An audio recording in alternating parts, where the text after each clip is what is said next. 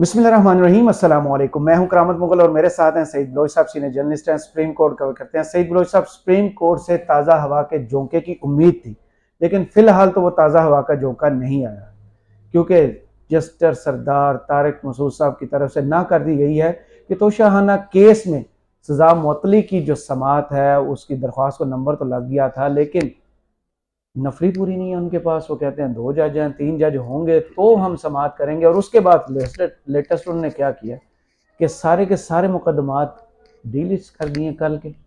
बहुत शुक्रिया करामत मुगल साहब। देखें, एक तरफ तो काजी फायज ईसा साहब जो चीफ जस्टिस पाकिस्तान है, उन्हें आवाम के पैसे की बहुत ज़्यादा फिक्र है कि आवाम का पैसा इस तरह बर्बाद नहीं होना चाहिए। जुडिशल काउंसिल के इजलास का आपको पता है ना, जब ज़ाहिर नकवी साहब की वो ओपन हेयरिंग हुई थी इजलास की, तो उसमें उन्होंने कहा था कि आवाम का पैसा है। और एक जो चीफ जस्टिस हैं वो बलूचिस्तान से आते हैं और दूसरे लाहौर से आते हैं। तो अब देखें कि तकरीबन 15 तारीख से ही सुप्रीम कोर्ट ऑफ पाकिस्तान, 16 तारीख से सुप्रीम कोर्ट में छुट्टियां समझे, और ये 1 जनवरी तक ये छुट्टियां जारी रहेंगी। अब जजेस हैं अभी 3 महीने की छुट्टियां करके आए थे सितंबर में जी। और सितंबर का 10 सितंबर के बाद जो भी पहला मंडे आता है उस दिन नए अदालती साल का आगाज होता है। और आप देखें कि गालबन 13 सितंबर को नया अदालती साल शुरू हुआ और उसके बाद वो सारी कहानी और छुट्टियां, और अब फिर 2-3 महीने के बाद फिर छुट्टियां। जी। तो एक तरफ उन्हें आवाम के पैसे का भी वो है और दूसरी जाने वो छुट्टियां भी करते हैं और उनके जजेस भी छुट्टी करते हैं। और कल देखें कि कल पूरी सुप्रीम कोर्ट बिल्कुल ठप, यहाँ प्रिंसिपल सीट इस्लामाबाद, अमली तौर बिल्कुल। पर कोई केस नहीं है। हम्म। तो फिर चीफ जस्टिस साहब यहाँ पर भी देख लें कि कम अज़ कम कोई तो बेंच होना चाहिए जो जजेस मुकदमात की समात करे। और पीटीआई का दरख्वास्त थी और केस की समात के दौरान जस्टिस सरदार तारिक मसूद साहब ने कहा भी सही कि हम कल आपकी केस जो दरख्वास्त है वो समात के लिए मुकर्रर कर देते हैं। लेकिन कल समात के लिए जब वो मुकर्रर होनी थी तो पता चला जी कि अब सारे केस ही डिलिस्ट हो गए हैं। इसमें एक इंतखाबी उजरदारियों से मुतल्लिक ये केस था, सऊद मजीद है मुस्लिम लीग नून के, उनकी जानिब से किया हुआ था, वो भी डीलिस्ट हो गया। वैसे वो तो वैसे भी सुप्रीम कोर्ट उन मुकदमात को नहीं सुन रही, लेकिन अर्जेंट मैटर तो ये था कि जो पीटीआई को लेवल प्लेइंग फील्ड नहीं दी जा रही। आज आप देख लें कि रावलपिंडी में शाह महमूद कुरैशी साहब के साथ जो कुछ हुआ, ये सारी चीजें हमारे सामने हो रही हैं। उस पर सुप्रीम कोर्ट सदर के साहब का नॉलेज में ट्वीट है। भी है, सदर जी जी, साहब ने सदर भी साहब भी उसकी आज जो है मजम्मत वो की है। बिल्कुल बिल्कुल, आप देखें कि 4 महीने के बाद उन्होंने भी मजम्मत कर दी है। तो हालात इतने गंभीर हो चुके हैं, तो इसकी वजह से लोग इस तरह आवाज उनके उठा रहे हैं। और सिग्नल जिस वीक तरह है, उन तक लेट खबर जी पहुंची है। जी, वो हो सकता है कि ये दिन वो 1 बजे हो चुका था जो कुछ सिर्फ होना था। पीटीवी उनके यहाँ ऐवान सदर में चलता हो, ये भी हो सकता है।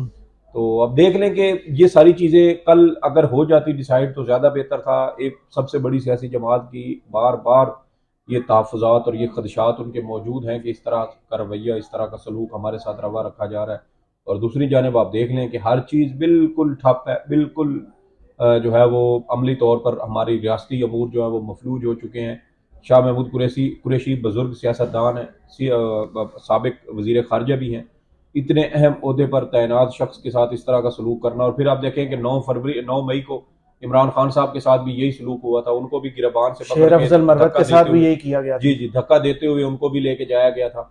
तो आज ये वो बाकायदा अपनी वीडियो में बोल रहे हैं कि मैं क्योंकि अभी जेल की हदूद में हूँ, मुझे आप नहीं गिरफ्तार कर सकते, मुझे मैसेज रिकॉर्ड करवाने दें, उसके बाद जो करना है करें। लेकिन वो पुलिस वाला एसएचओ साहब जाते हैं और गिरबान से पकड़ के और धक्के दे के लेके आते हैं। देखें, यही बात है, पुलिस को इतनी शय किसने दी है? ये कोई हालात सरकारी, में। देखिए नहीं, हालात नहीं है, कुछ और चीज़ें हैं, वो शायद हम यहाँ पे ऊपर डिस्कस नहीं कर सकते। लेकिन ये सारी चीज़ें ऑन द रिकॉर्ड हैं कि पुलिस इस वक्त मेरे ख्याल में कम अज़ कम वो निगरान हुकूमत के कंट्रोल में नहीं है। और आप देखें कि एक एसएचओ सब इंस्पेक्टर है, इंस्पेक्टर भी नहीं है, फुल इंस्पेक्टर भी नहीं है, सब इंस्पेक्टर है, और वो एक साबिक वजीर खारजा को इस तरह धक्के देते हुए, एक सीनियर सियासतदान को धक्के देते हुए इस तरह का सलूक करके लेके गया। मेरे ख्याल में पीपल्स पार्टी को भी और मुस्लिम लीग नून को भी एक बार अपनी गिरेबान में ज़रूर झांकना चाहिए कि जो सलूक इस वक्त पीटीआई के सियासतदानों के साथ हो रहा है, अगर अगली हुकूमत आने के बाद इनके साथ इस तरह का कुछ होता है तो क्या ये उस चीज़ को बर्दाश्त कर लेंगे? बहुत और मुश्किल है। दूसरी बात यह है कि जो रिवायत आज आप सेट कर रहे हैं, मुस्तकबिल में वो आपके गले पड़ेगी, आपके लिए मुश्किलात का और बायस आपके पास बनेगी। जवाब नहीं होगा चले उसे आप जस्टिफाई करने का। जस्टिफाई, आप कुछ ना भी करें, हम्म। आपके कोई कंट्रोल में नहीं, तो कम अज कम आप इन चीज़ों की मजम्मत तो कर सकते हैं। आपसे एक मजम्मती ट्वीट तक नहीं होता। बाकी साथ खड़ा होना, और जो दो लोग साथ खड़े हुए थे पीपल्स पार्टी के, उनमें से एक को निकाल दिया गया और दूसरे का भी इम्कान है कि उसको भी शायद साइड पे कर दिया जाए। तो ये तो सियासी जमातों के अंदर जमहूरियत है। और जहां पर सुप्रीम कोर्ट ऑफ पाकिस्तान का सबसे बड़ा, देखें, इमरान खान साहब ने जब ये खत लिखा था चीफ जस्टिस पाकिस्तान को, तो उसमें भी उन्होंने कहा था कि उन्हें अगर किसी से उम्मीद है तो वो पाकिस्तान की अदलिया है। उन्होंने अपने जो सपोर्टर थे उनको भी यही पैगाम भेजा था कि अदलिया के साथ जो है वो उनके पीछे खड़े हों, उनको सपोर्ट करें, क्योंकि अदलिया ही इस वक्त पाकिस्तान को इन तमाम मसाइल से, इन चीज़ों से निकाल सकती है। और वो इस सूरत में हो सकता है कि जब अदलिया इस बात को यकीनी बनाए कि मुल्क में आइंदा आम इंतखाबात शफाफ और आज़ादाना और मुनसिफाना तौर पर होने चाहिए। लेकिन आज जो पीटीआई गई थी पिटीशन लेकर, लेवल प्लेइंग फील्ड का जिक्र उसमें हुआ, सुप्रीम कोर्ट ही फैसला दे चुकी लेवल प्लेइंग फील्ड का, और उसको इम्प्लीमेंट नहीं करा पा रही। देखें, ये बात हम पहले भी करते रहे हैं, हमने उस वक्त भी की थी जब गुज़श्ता रमा साल मई के महीने में पंजाब में आम इंतखाबात केस का फैसला आया था। तो उस वक्त हम कहते थे कि तमाम जजेस को अपने चीफ जस्टिस के पीछे खड़ा होना चाहिए। ये सिर्फ उमर अताब बंदयाल का फैसला नहीं है, ये सुप्रीम कोर्ट का फैसला है। सुप्रीम कोर्ट अगर आज आप इसको कमज़ोर करते हैं तो फिर जो मुस्तकबिल में चीफ जस्टिस बनेंगे वो भी इस सारी सूरत हाल को भुगतेंगे, इसके असरात इतनी जल्दी ख़त्म नहीं होंगे। और फिर वही हुआ कि आप देखें कि चंद महीने के बाद अब दोबारा उन्हीं जजेस को वही सूरत हाल का सामना है, और अब देखें कि वो बेंच डिलिस्ट करके भाग जाते हैं और ये नहीं देखते कि अपने जो फैसले दिए हैं उसके ऊपर अमल दरामद करवाएं और इलेक्शन कमीशन को बाउंड करें। और आप इमरान देखेंगे खान के मुकदमात इस्लामाबाद हाई कोर्ट नहीं सुन रही, इस्लामाबाद सुप्रीम कोर्ट नहीं सुन रही, तो फिर इंसाफ कहाँ से सर, लेंगे? ये आज जो सुप्रीम कोर्ट ने मुकदमात डिलिस्ट किए हैं ये दर हकीकत इंसाफ की फरहमी से इनकार है। हर तरफ हर रोज ये हमें अपने हल्फ हल्फ हल्फ हल्फ का ये जो है वो हमें चूरन बेचते हैं जज साहबान। तो हमें बताया ना, फिर जब आपके हल्फ के ऊपर तो आप ये है कि आप किसी डर, खौफ, जाती रगबत या जाती अनाद को अपने फ़राइज़ की अंजाम दही के दरमियान आड़े नहीं आने देंगे। तो फिर अब आप करें इंसाफ। आपने फैसला दिया था, इलेक्शन कमीशन को कहा था कि आप तमाम जो सियासी जमातें हैं उनके साथ मिल बैठे हैं, सबको लेवल प्लेइंग फील्ड दें। तो अब आप करवाएं अपने फैसले के ऊपर अमल दरामद। और अगर इलेक्शन कमीशन आपके फैसले पर अमल नहीं कर रहा तो फिर तौहीन अदालत की कार्रवाई करें। और अगर इलेक्शन कमीशन ये कहता है कि हमने सुप्रीम कोर्ट के फैसले पर अमल दरामद किया लेकिन दीगर रियासती इदारे हमारे साथ ताउन नहीं कर रहे, तो फिर वो रियासती इदारे कौन है, वो शख्सियात कौन है, वो सुप्रीम कोर्ट को बताएं। क्योंकि आम इंतखाबात का जब सिलसिला जारी हो, उसके जो शेड्यूल हो वो जारी हो चुका हो, तो इस दौरान कोई भी रियासती इदारा या कोई भी सरकारी अफसर अगर इलेक्शन कमीशन ऑफ पाकिस्तान के साथ किसी भी किस्म का ताउन करने से, मुआवनत करने से इनकार करता है, तो फिर वो आर्टिकल 220 के तहत वो इसका आइन शिकनी का मुर्तकब करार पाएगा। और जो आइन पाकिस्तान है वो बहुत वाज़ेह है। और आम इंतखाबात ये बुनियादी इंसानी हकूक़ से जुड़े हैं, ये अवाम के मुंतखब नुमाइंदों के साथ जुड़े हैं और रियासत के अमूर के साथ जुड़े हैं, क्योंकि आपके आइन में लिखा है कि रियासत पाकिस्तान के अमूर मुंतखब नुमाइंदों के ज़रिए चलाए जाएंगे। तो जब आपके पास मुंतखब नुमाइंदे ही ना हो, आपका आइन पर अमल दरामद ना हो रहा हो, तो फिर सिर्फ वो आइन शिकनी नहीं होती जब एक फ़ौजी आमिर आए और आके एक मुंतखब हुकूमत का तख्ता उलट दे। आप जब अपने आइन के ऊपर जो है वो अमल दरामद, देखे ना, वो वालदैन की नाफरमानी क्या होती है। ये तो नहीं होता कि आप वालदैन के साथ कोई आगे से बदतमीजी करें और जवाब दे, उन्होंने आपको कुछ कहा, आपने उसके ऊपर अमल नहीं किया तो आप नाफरमान हो गए। आपको कहा जाता है कि ये ट्रैफिक सिग्नल है, ये रेड है, आपने ये क्रॉस नहीं करना, आप क्रॉस कर जाते हैं तो आपने इशारा तोड़ दिया, कानून तोड़ दिया। तो यहाँ पर भी आइन बहुत वाज़ेह है कि ये आइन का ये एक हुक्म है, ये हुक्म आपने मानना है। आप वो हुक्म नहीं मान पाते, उसके ऊपर अमल नहीं करते, तो आप आइन शिकनी के मुर्तकब हो गए। अब उसके लिए ज़रूरी नहीं है कि आप एक फ़ौजी वर्दी में हो, आप एक हुकूमत का तख्ता उल्टें तभी वो आइन शिकनी तस्वुर होगी। आइन शिकनी इस वक्त हो रही है, हर रोज़, हर घंटे बाद, हर लम्हे आइन शिकनी हो रही है। और उसकी वजह यह है कि हमारी अदालतें कमज़ोर हो चुकी हैं। जिन्होंने साबिक चीफ जस्टिस की टांगें खींची, आज वो खुद उस भंवर में फंसे हुए हैं। और अभी भी एक मेरे ख्याल में हल मौजूद है कि सुप्रीम कोर्ट ऑफ पाकिस्तान तमाम जजेस को साथ मिलाए, तमाम जजेस को एतमाद में ले, और जो अंदर कोई तोड़ फोड़ चल रही है, कोई खलिश है, कोई रंजिश है, वो रंजिश भुलाई जाए, तमाम जजेस मिल बैठे। और जब सुप्रीम कोर्ट का फुल कोर्ट इस हवाले से कोई भी फैसला देगा तो वो हतमी होगा। आज तक फुल कोर्ट को कोई फौजी आमिर भी फुल कोर्ट के फैसले को रद्द करने की जरूरत नहीं कर सका।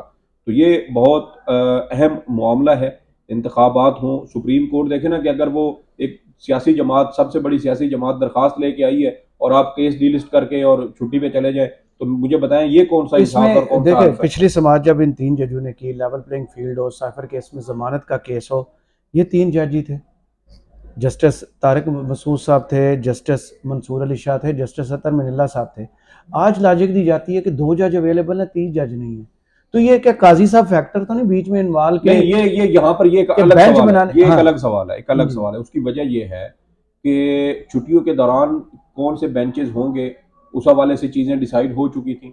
एक 3 रुकनी बेंच था कि जी ये 3 तो रुकनी जस्टिस बेंच जो है, मंसूर छुट्टी पर चले गए। देखें ये अब ये नहीं पता कि अब देखें बेंचेस की जो तश्कील का मामला है वो है 3 रुकनी कमेटी के जिम्मे। अब ये अगर तो बेंच बनाया गया है, एक नया बेंच 2 रुकनी बेंच बनाया गया और तीसरे जज नहीं है, तो फिर या तो 3 रुकनी कमेटी के साथ मुशावरत करके, मशवरा करके फैसला ये किया गया है कि 2 लॉजिक रुकनियों ये पर। दी गई कि हाई कोर्ट के 2 रुकनी डिविजनल बेंच ने ये फैसला जी जी दी, तो यहाँ पर 3 रुकनी बेंच होना देखिए चाहिए। ये तो माजी में, सुप्रीम कोर्ट उससे ऊपर है, जी इधर जी के ऊपर है, ऊपर है। 3 रुकनी बेंच कैसे जी जरूरी जी है? जी जी ये माजी में इस तरह होता रहा है, लेकिन जब उजर बहाने करने हों तो फिर ये चीजें हो जाती हैं। जवेद हाशमी वाले केस की उन्होंने शायद मिसाल भी दी थी आज। जी जी मिसाल भी दी थी।